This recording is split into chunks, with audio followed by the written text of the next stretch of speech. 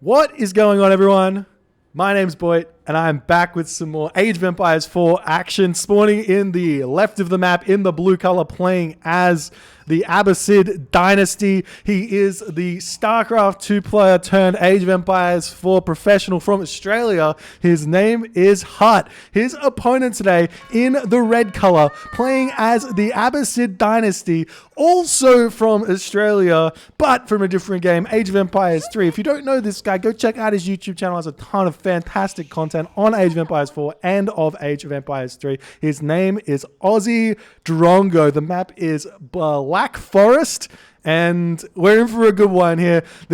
I've been watching some of Aussie Drongo playing all weekend, and I've been playing HuT all weekend. And I have to say, Aussie Drongo has got some really, really interesting ideas about how to play this game, coming from an Age of Empires 3 perspective. The game's very different over there. I didn't get to play a lot of it in my youth, but I do realize that they've got a different way of thinking because they obviously have different things that they have access to. Now, HuT, on the other hand, I've been playing against him all weekend, and he's got insane control. His micro is really, really good.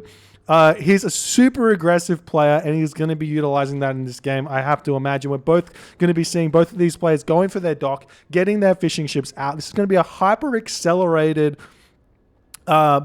sort of map on the Black Forest. The issue with this map is that you have like one entrance into your opponent's base, and that's it. Sometimes two. So this map, we've got 3 entrances into your opponent's base, but they're all incredibly tedious to get through. So 3 walls, 1, 2, 3 for Drongo, or a wall here, over here for HuT, or actually HuT's got 4 ways into his base, so it's a little bit less good for HuT. He's a little bit less defensive. We are going to be seeing that House of Wisdom coming down now for HuT. Obviously, getting this House of Wisdom allows you to put your prelate. Is that Abbasid Dynasty? Never mind. Wrong thing. Wrong civ. We got the House of Wisdom coming down. This is the landmark for the Abbasid Dynasty. You just have to research technology in this landmark, and you will advance to the next stage. So that's how you get up. Instead of building your landmark, you have to research technology. Drongo, he's already got 3 fishing ships out. We've got HuT also with 3 fishing ships out. So right now, seeming like a very, very competitive game here. Both players seemingly doing the correct start. I do think that the best way to start this off is to go for your straggler trees, though. The walking time isn't that different to going to your lumber camp. Which is funny because you'd think, hey, if I build my lumber camp right next to my trees, it's really good, right?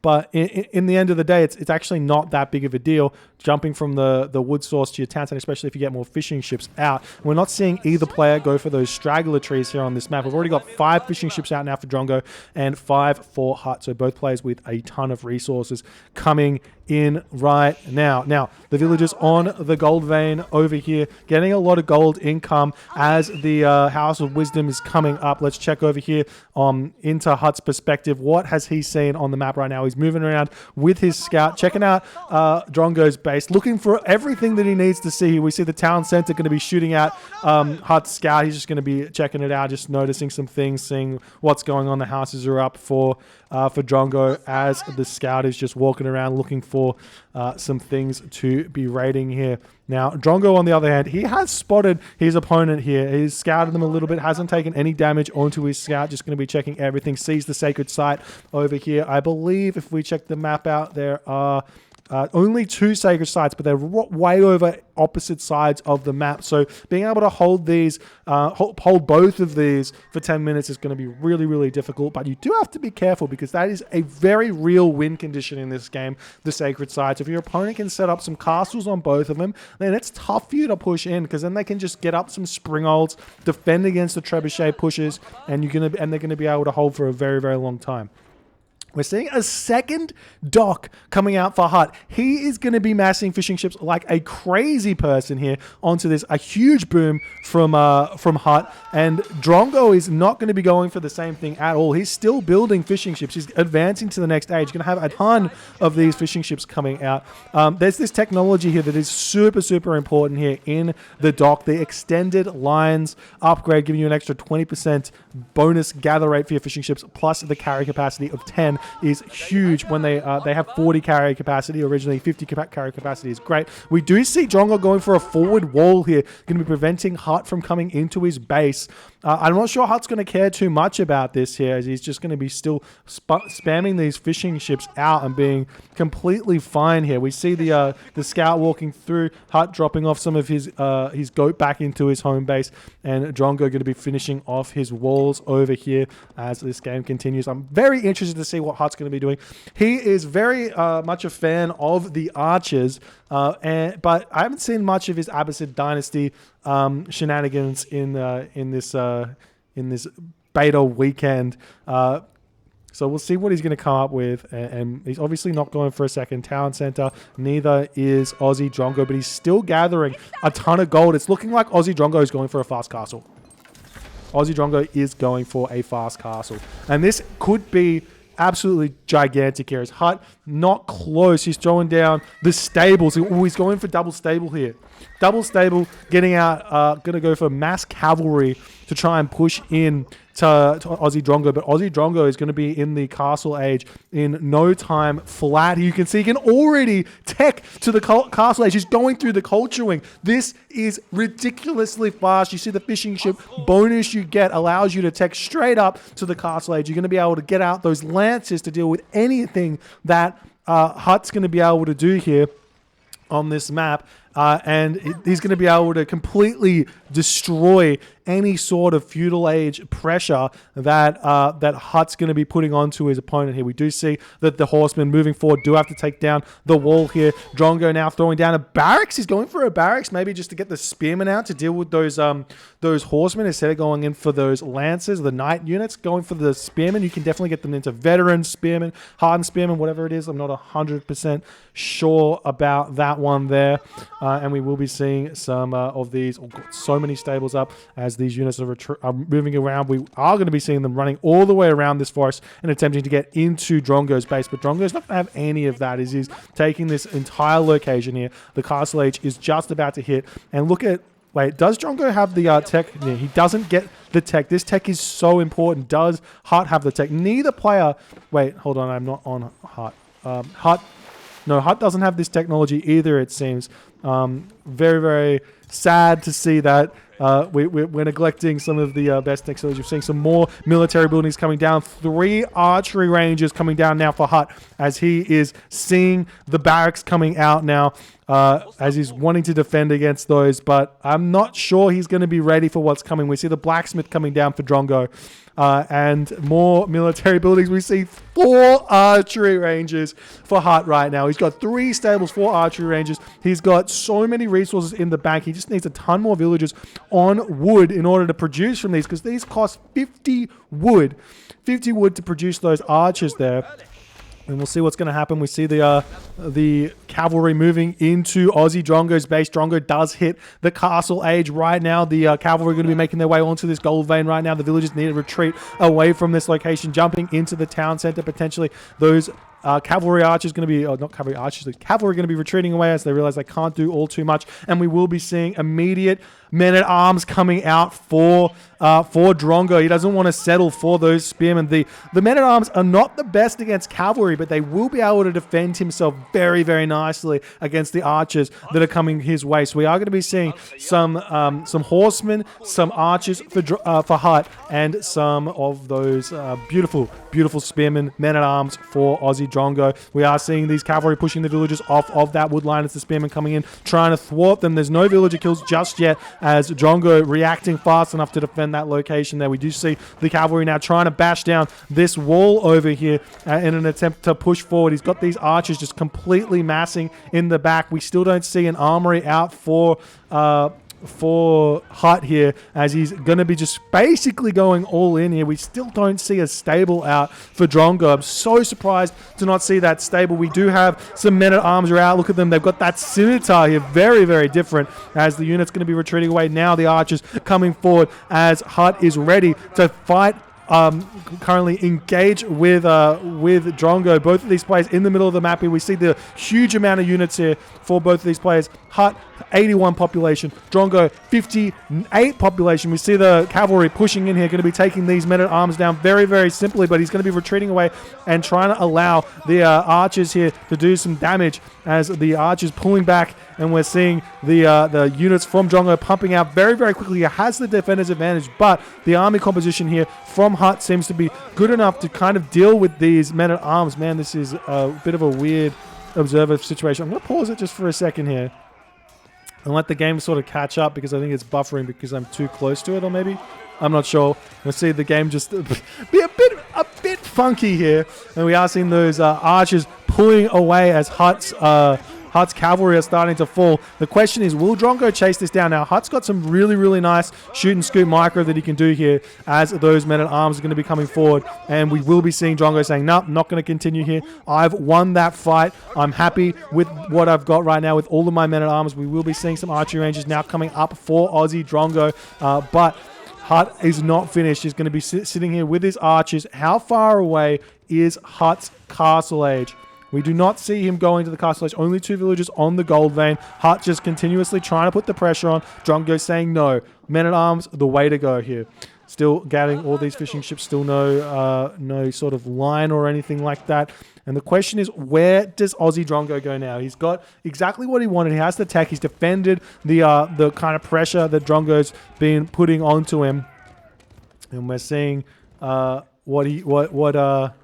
Drongo can do. He has gotten both of these first tier upgrades here, and we are seeing the men-at-arms pushing forward, but I think Drongo is going to realize exactly what HuT's going to do. HuT's got that micro. He's been spending those years with Marines. He is a Terran main after all. The Marine micro is a very real thing in this game with the archers. And we're going to see him attempt to keep retreating here. We see the men-at-arms rushing in there, but now we've got some of those camel archers coming in to help defend this location. The camel archers so very, very strong in this matchup here as they just sit and they can kite for days. We see the cavalry charging in, going to be trying to take down these men-at-arms here. Is Drongo in a little bit of a predicament. He can't push forward. He has to figure out what units he can build to deal with HuT's army composition. HuT 88, 89 population. Drongo 70 population. Still pumping out these men-at-arms here, trying to make some of his own camel archers here to make the cavalry of HuT become less useful. We see the men-at-arms charging him yet again.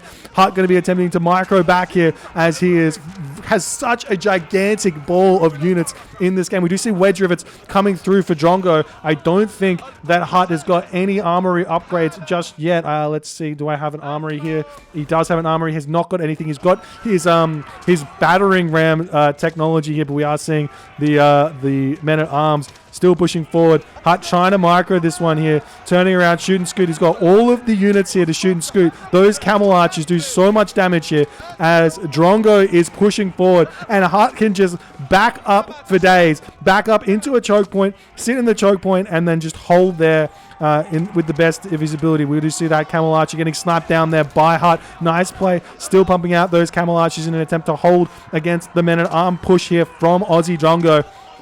We are seeing Drongo just saying, nope, I've had enough of your shoot and scoot. I am going in. Going to be keep on pushing in. He's got plus, is that +3 arch, +3 defense here from Drongo? I think it is. He's got +2 archer defense here. So these men-at-arms can just tank for days. But nice micro here from HuT. Pulls a huge amount of those men-at-arms off to the side so that his archers can take the low amount of these units. Now sitting in this defensive situation here, Drongo realizes he cannot push forward any longer. And HuT defends this initial push from Drongo. Nice micro from HuT. But Drongo now going to be getting his battering rams. Not happy with this at all. He's ready to push forward with these rams, but now HuT going to be trying to stop him, sending forward all of these camel archers in an attempt to prevent these battering rams coming up. And now Drongo says, now I've got to start pushing in. But so many camel archers now for HuT. He's got 21 camel archers here compared to Aussie Drongo's 22 men-at-arms, and these are just going to keep shooting, scooting so many low HP units here. HuT is indeed just going to be sacking his archers to make his micro life easier, and he's just going to keep shooting, scooting these men-at-arms for this entire game. His macro is really, really good. He needs to fix up this lumber camp here. One thing that the StarCraft players are not going to be too aware of is fixing up their lumber camps, and I guess Drongo's not doing that either, but still pumping these units out. We're now starting to get some archers coming out for Aussie Drongo as he's trying to work out what units he needs to build to defend HuT's pushes here. We are seeing the men-at-arms pushing forward and doing all of that good stuff. And the camel archers doing very, very nicely here in an attempt to quell Aussie Drongo's army. But what units do you go here? The answer to mass camel archers is siege. And I'm surprised we haven't seen the siege coming out just yet. We see more archery ranges coming out. You can make archers. Archers are a viable unit to be building, but siege is the correct move here for Aussie Drongo. He's in the castle age. He has that tech. He's got the golden age tier 2 activated now. It's going to help his farms, but I don't think he has any farms just yet. We are seeing the camel archers going to be taking a lot more of these units out, as now HuT needs to decide. He's got the advantage on the military. He's coming in, going to snipe the camel archer and then keep pushing in, getting all of that damage done, sniping those archers there, pulling away from the men-at-arms. The camel archers going after villages. We're seeing some spearmen coming out now for Drongo as an attempt to take out these camel archers, but the camel archers can basically one-hit those spearmen. I'm pretty sure 3 shots from an unupgraded spearman, 3 shots from an unupgraded camel archer kill an unupgraded spearman, and we see these archers just running absolute circles around Aussie Drongo right now, quite literally running circles around Aussie Drongo right now. We see the veteran archers coming through for Drongo, but is it too little, too late? Drongo 65 population, HuT 78 population. It's still relatively close on the pop count, but it's just looking like HuT's got so many more units here. And let's check out the resources. HuT 34 villagers on food right now. So many villagers on food, just pumping as hard as he can. No real intention to go to the next age, no intention to get any technologies, just make camel archers and out micro. He's going to be moving over here, finding the villagers on the wood, going to start sniping those villagers down as Aussie Drongo is trying to get units back out, but the villagers going to be getting taken down. So many dead villagers here. Drongo not pulling away from this location, and Drongo taps out. GG. Well played by HuT. The micro, the aggression, the play here from HuT, so incredibly good. But you have to ask the question, why didn't Drongo get out siege with all of those archers were there?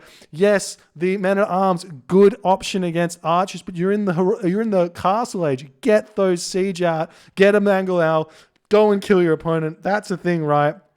I'm pretty sure you can build siege from your infantry without even getting any techs. So you just get the mangonels out and you can just completely destroy everything, especially if Drongo doesn't have any melee units to throw torches onto those mangonels. And that could have been a completely different game. I absolutely loved Drongo's strategy there. That fast castle, super ridiculously fast in that game, just didn't quite abuse his tech advantage there. And HuT takes that win. If you guys enjoyed this game, please consider hitting the follow on the Twitch. If you're on the YouTube, hit the subscribe button. We'll see you guys in the next game.